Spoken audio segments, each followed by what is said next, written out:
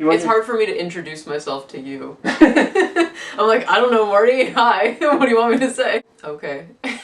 Hi, I'm Victoria Sheedy. I'm from Pittsburgh, Pennsylvania, but I've lived in Seattle, Washington for the past 4 years. Man, in the scheme of life, cats, pizza, and mountains are probably my 3 favorite things as like a broad subject. Well, I've always loved cats. I've always had a cat since I can remember. Mountains are great because they're peaceful and beautiful and they're nice to look at. And pizza is my favorite thing ever. I've actually eaten pizza every day since I've been in town because we don't have any good pizza in Seattle, so I'm making it a point to like eat it all while I'm here. There's one pizza joint that's kind of alright, but it's really expensive. $25 a pie, and that's like not even any crazy toppings. It's just, you know, like a mushroom pizza or something. Seattle inflation. Pizza is the perfect food.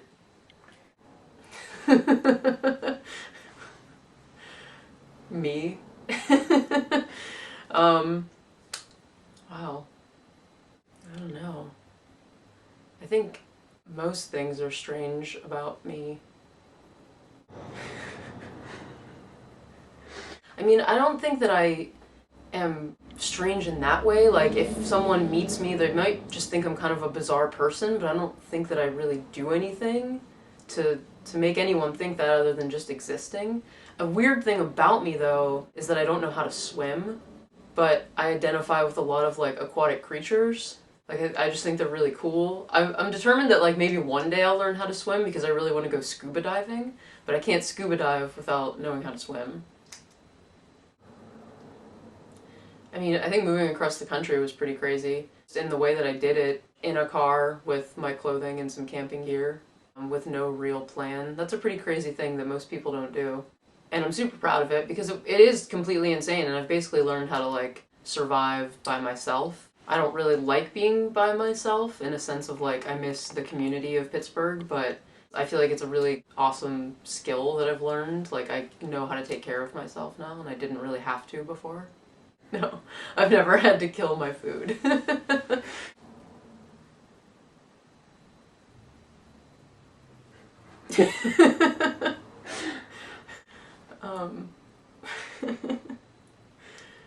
I am afraid of the dark, a true believer that aliens exist, a crazy cat lady. Oh, I'd be the accordion, hands down. I love the accordion, it's my favorite instrument. I've tried to learn how to play it. Do you have that accordion that I gave you? Did I ever give you that? For an art project? It was super beat. It was from like 1910, I think. Well, I gave the accordion to you because it broke, more than anything. I couldn't find anyone to repair it, and it was also too big for me. Like, I realized that if I was ever going to learn how to play the accordion, I had to get one that fit more to my body size, because, I mean, it was like from chin to like groin, like it was just huge. So I need a smaller one if I'm ever going to learn how to play. Maybe one day. There's an accordion store in Seattle that I've considered going to see if they also give lessons, because I also tried to teach myself how to play the accordion, and it's way too confusing. Like, I need visual guidance. It's intense. You basically need to know how to play piano, but then the buttons are the chords, and it's like, there's just a lot going on. I assume you're editing this.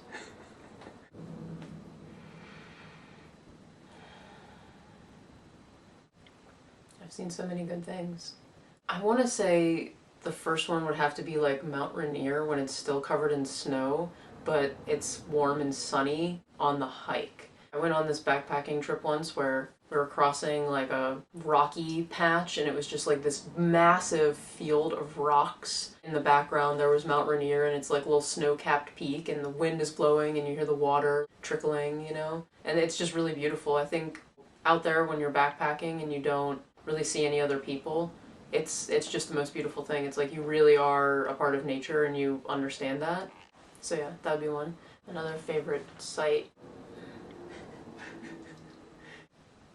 I don't know. I need to think about that.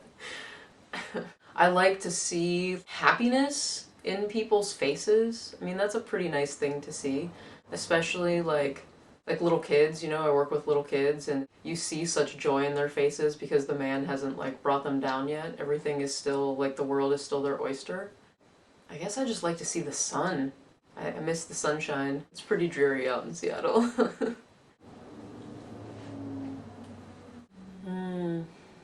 I like to hear the wind blowing. It's just peaceful to me. I really like silence. Honestly, I feel like I'm constantly surrounded by so many sounds, and a lot of them are really like aggressive and abrasive to my mind, that silence is the most beautiful thing.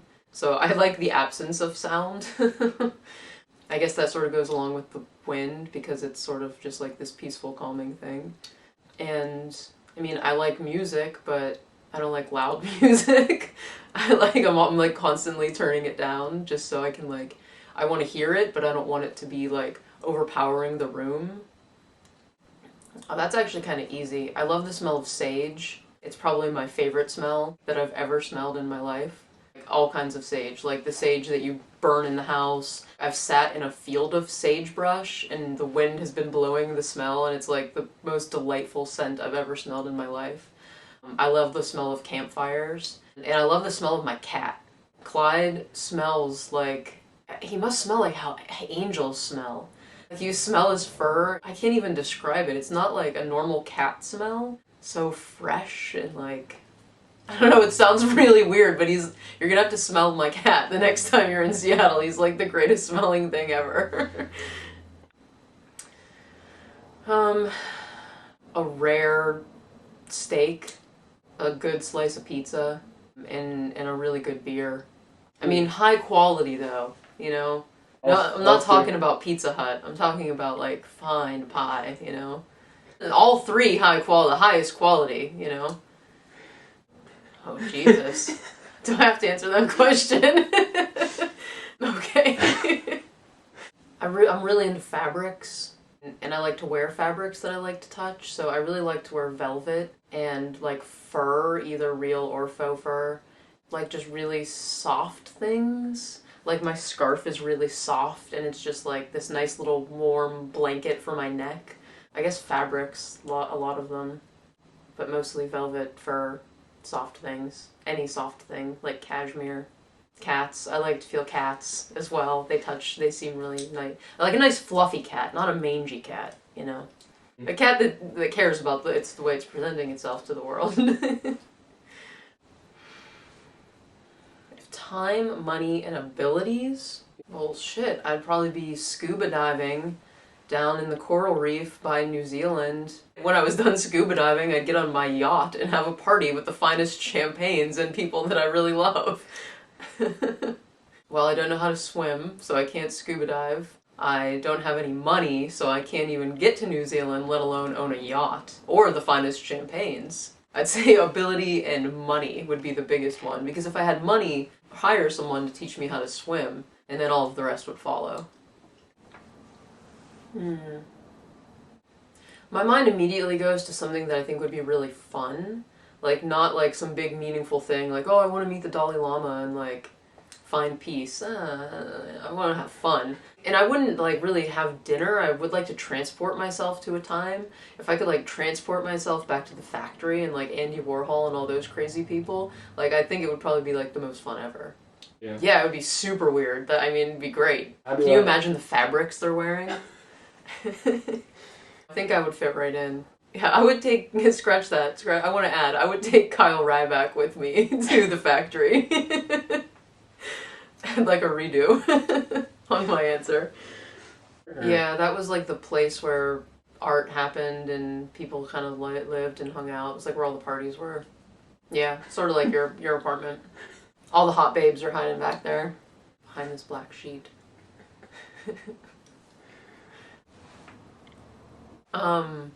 I might ask like scenario questions. If you were trapped on a desert island, who would you want to be there with you, and what are the 2 tools that you would most like to have? Like that kind of stuff, because I think it makes people think about weird things that they don't really normally do in their life. Like I can think of my favorite smells, because that's me, but if I have to think outside of myself of like, oh god, I'm trapped on a desert island, of all the people I know, which one do I want there with me? I don't know, maybe scenario isn't the right word. Maybe like, what would you do questions? If you had to pick somewhere else to live for the rest of your life, you could never come back, where would you live? Well, it would be your choice. It's not just like throw a dart at a map, like you get to choose. Oh man, too much. I've learned that it's way easier than we make it. All of the things in my life that have like caused me strife or difficulty for one reason or another, I more or less brought upon myself. The idea that the universe like has it out for you, like I think is complete bullshit. The universe doesn't have it out for you. The universe is telling you that it loves you because you exist in a magical time and place. We create our own strife in the world. I'm trying to focus on not creating my own strife anymore and just realizing that like my life is beautiful, I'm blessed. Go with that. Everybody needs to relax. Most people. Well, I'd probably just make a bunch of phone calls because I can't get anywhere in 15 minutes from here. It takes me at least 30 minutes to get back to my parents' house. Yeah, I would die quicker. Just speeding down 50. Yeah, no, I would just make some phone calls. Be like, hey man, I'm about to die. I want you to know I love you. And it's been real. Do you have any beer? I'd probably ask you for a beer and then I would make some phone calls. Chug a beer in my last 5 minutes of life. I'd be okay with that. Maybe it's not that I died, I just transcended. And like, suddenly you hear a scratching at the door and it's a cat and it's me, but I'm a cat. Sure. That's how Marty starts his life with cats. If I'm gonna die, if I suddenly disappear and there's a cat at your front door, you have to keep me. And feed me good food, none of that kibble shit.